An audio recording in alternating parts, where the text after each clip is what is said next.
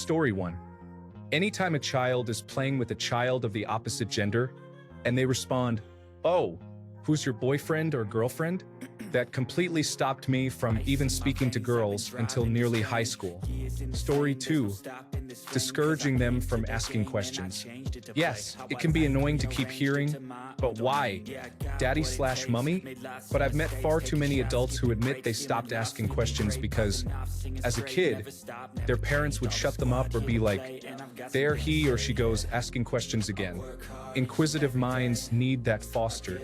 Story 3. Never showing up for events. I remember my parents didn't come to most of my chorus concerts. It really hurt to see my classmates' families cheer them on while my parents were absent. I brought home one of my chorus program papers to show my parents, and I found it in the trash the next day. I was sad because I wanted to keep it, but seeing it in the trash, I didn't want it anymore. I love my parents, and I don't blame them for not showing up. They are small business owners, and it was hard for them to find people who could work for them whenever I had concerts or anything. Still hurt, though. Also, the replies to this are very sad. I'm sorry that a lot of you went through similar experiences. Also, my mom is very tidy. She'll discard or move any stray papers lying around. She probably didn't think much of it and might not have even realized what it was since she can't read English that well. It's her third language. After I told her, she apologized to me, so it's okay. I thought I should add that my little sister and grandma would come to them, but my relationship with my grandma isn't great. It's just not the same as having your parents there, if that makes sense. Story 4. Creating an environment where you tell your child their feelings aren't valid just because they aren't the same as yours or your child processes their emotions differently than you. Angrily telling your child they are too sensitive, dramatic, theatrical, hormonal is just going to mess your child up and encourage them to bottle emotions up to avoid upsetting you, and is going to lead to major communication issues. Also, constantly pushing an intelligent or self-motivated child to work harder and harder and do better. You're setting your child up to be a perfectionist, which can be incredibly damaging to his or her mental health in the long run. Story 5. When I was 4, my parents adopted a kitten. Of course, I had never seen anything quite so delightful before, and I could barely keep my hands off the little fur ball. So about 2 or 3 days passed. I get up in the morning, walk out, and ask, "Where's the kitten?" My parents told me that he died, implying that my roughhousing had killed it. I was terrified to touch an animal for several years thereafter. In fact, they had simply given the kitten back to the people they got it from. Story 6. Not having them do chores. My parents pushed me to be academic, so they doted on me hand and foot as a kid to make more room for study. When you're too young and foolish to know any better, you think it's a blessing. When I moved out to university, I didn't really know how to clean, when to clean, what to clean with, how to wash clothes, or how to get them dry. The only thing I could do was cook and binge drink. That's no way to bring up a kid, and it's a steep learning curve doing all that stuff for the first time in your early 20s. It sounds like a super lame answer, but make sure every kid does their fair share of chores. Story 7. Don't smother your kids. My mom quit having her own life the moment my brother and I were born. She was an incredibly devoted and loving mother, very kind to us, but when we were born she stopped having friends, did not work, and was home every single day from when I was born to when I moved out in my early 20s. She was very easy to upset because she had no other source of self-esteem, and anytime I messed up, and I messed up a lot, it was as if I had launched a very personal attack against her. In the last 5 years or so before I left, I don't think we had a single conversation that didn't drive her to tears, and I promise I wasn't that bad. I constantly felt cornered and stressed and fell into depression as a defense mechanism, and she took my resulting lack of performance very personally, creating a very treacherous cycle that was only broken when I enlisted and finally got away. To this day, I often feel like I'm a bad person who failed to live up to her love. Story 8. Saying, "I don't care who started it." I grew up with friends whose siblings would target the one with the bad temper, provoke them into a rage, then cry and play victim when they got slapped. In this case, it does matter who started it. A parent has to make it clear that violence isn't okay, but neither is provoking someone into said violence. It doesn't matter that said person never hit or kicked while their sibling did. They never would have gotten hurt in the first place if they didn't encourage the aggression to begin with. Children are clever and will find loopholes in their parents' rules. Parents need to be better and stop that kind of behavior when it starts. If they don't, they'll raise a manipulator and a scapegoat. One will use them and one will resent them. It's a lose-lose, all because of a simple rule. Story 9. Not having a life of your own beyond being a parent. Your child isn't responsible for your happiness, you are. If you build your entire sense of self-worth around your child, there's a good chance your child will grow up to resent the pressure, and you're setting an example for them to be codependent in their own relationships. Story 10. Pretty much telling you that whatever activity you enjoy doing is annoying or dumb. I used to love to sing. I was in chorus and would play my favorite songs over and over to learn the words. Not only did my sisters tease me for it, but my parents told me to be quiet constantly. So I stopped singing. I must have been terrible, right? I sing when I'm alone or jokingly with some friends. What really broke me was when I went to visit everyone for the holidays, and my sister said she was surprised I never pursued singing since I seemed to love it so much when I was younger. I nearly started crying and had to bite my tongue so I wouldn't scream at her for being one of the reasons I stopped. It's always funny for the ones doing the teasing, but it actually hurts the ones being teased, especially when it's coming from people who are supposed to love you. Story 11. Not stopping when your child says, stop. Whether it's teasing, tickling, or wrestling. Kids who have parents that don't respect their boundaries always seem to end up being the biggest bullies because they've learned they don't have to respect other people's feelings. Story 12. Never telling your child that you were wrong and that you're sorry just never once occurred. My father never once said I'm sorry to me. He was human. There were plenty of times he should have. My kids have heard it from me plenty. Story 13. Getting them involved in problems they have no control over. My parents felt the need to keep me in the loop regarding our pending foreclosure and argue in front of me over which one was to blame when I was 10. What possible reason is there to share that with a kid? I barely slept for months. I was convinced the police were going to bust in at midnight and throw us all outside. Story 14. Not following through with your promises. If you told your child you were buying ice cream tomorrow in the hopes that they would forget, and the next day when they ask, you tell them no, they will see you as unreliable.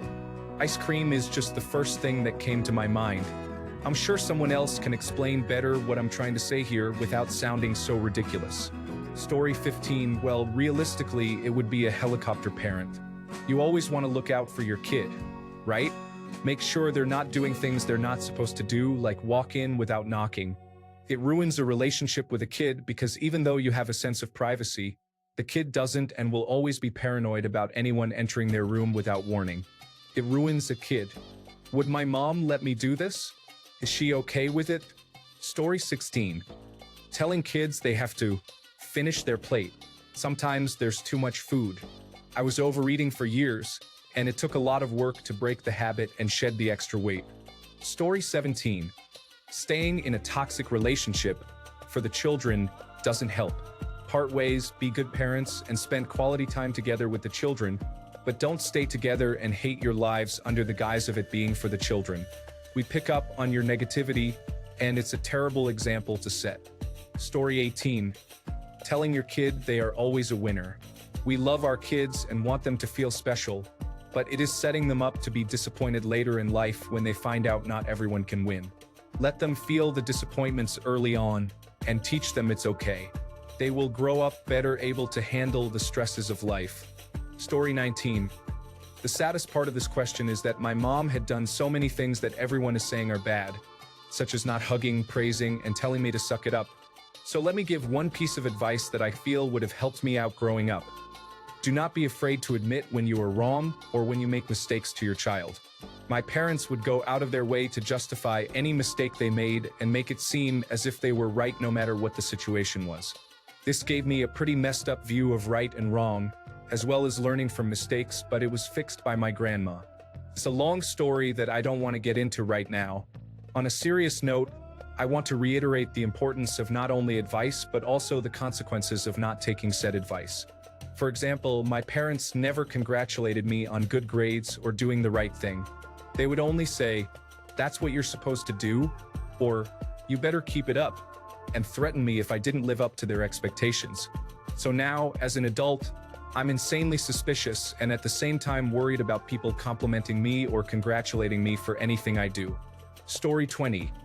I grew up in a very strict Asian household. My parents were very strict on the never wake us up policy. To this day, I get very anxious and refuse to wake people up in fear of being yelled at and locked in a closet. I'm 22 years old. Story 21. Treating crying as if it's something only weak people do. My dad, in particular, used to yell at me for crying, which only made me cry more, which made him yell more, and you get the point. In high school, I tried to bring up the possibility of me having anxiety problems that I had spoken to the school counselor about because my friends made me go since they were worried. He told me I was just a drama queen. I can't express that I'm anxious or stressed around my dad because others have it worse. Even now, I'm 21 and seeing a psychiatrist in a couple of weeks because I've just felt so bad lately, and I would never let my dad know.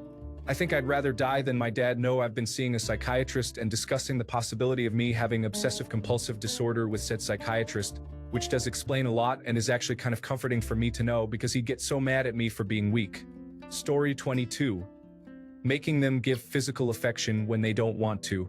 If Uncle Bob makes them uncomfortable, don't make them give him a hug. If Aunt Karen freaks them out, don't make them give her a kiss. Of course, it's important that they be kind, but don't teach them that the feelings of others are more important than their bodily autonomy. Story 23. Never saying sorry to your kids. My mom only just recently started telling me sorry when she gets worked up. It's built up such a resentment for her over the years, and I also have trouble saying sorry myself because of it. Tell your kids sorry, especially if you overreact to something they did. Story 24. Not giving them a factual and straightforward sex education talk. My parents answered my questions truthfully and at an age-appropriate level throughout my childhood, and I am extremely thankful for it. Others around me have clearly not been that lucky. Story 25. In my experience, the inability to keep a conversation light and positive is an issue. For example, if I received an A on a test and brought it up at the dinner table within 5 minutes, we would be having a tense discussion about another class I should be doing better in, or the focus would turn negative towards one of my siblings. Why would I bother bringing something up if it's going to remind you of something you regularly yell about? In the same vein, there's the inability to withhold more important discussions for another time. My parents never considered planning a sit-down with me for a serious discussion about something I am doing wrong or did wrong. Instead, they would spring it on me when I'm trapped in the car with them, at the dinner table, or when I'm least expecting it or simply need to be doing something else. Important discussions were simply interjected into everyday life, leading to me having bad anxiety and the inability to relax around my parents. This may be part of a larger complex I have about my parents not having healthy divisions between themselves and other individuals. It's as if they don't respect or acknowledge that their kids are fully separate people who think differently. If I lived in a way that disappointed my parents throughout my adult life, it would take decades off their lives because they are so intertwined in other people's business. They would never think their adult children deserve the respect of a coffee date or lunch to discuss a big issue. It would just be brought up at the wrong time. They have no emotional intelligence and are the most judgmental people I've ever met. Story 26. Mocking them, laughing at them. Adults do it to each other all the time, but kids who have not been immersed in the background cruelty of our culture for years do not understand that it is just the language of the land, and not that they themselves are particularly unworthy of respect. Story 27. I have a few. Thinking that whenever they open their mouth, they're going to lie to you. Telling them that they're just being dramatic whenever they're actually upset about something. Telling them that they're being manipulative whenever they show their feelings, for example, tears. Story 28. Not creating a safe space for your kids to tell their secrets and make mistakes. When I was younger, I excitedly confided in my mom about my first boyfriend. But instead of calmly talking me through this, she immediately brought my dad into the conversation, and they both yelled at me and forced me to break up with him. Story 29. Giving in to your children's wants and desires without upholding discipline and consequences will give them a large uphill battle to climb later. I say this because my parents babied me a lot when I was young, and I never had to do anything I didn't want to do. For example, when I started getting bad grades because I wasn't doing my homework, My parents would have conferences with my teachers so they could give me extra credit. I had a rude awakening in college when I realized how hard life is. I completely love and adore my parents. And who's to say if they had disciplined me more, I'd have turned out any different? Probably not, but you never know. But when I have children, I already know a few things I'd do differently.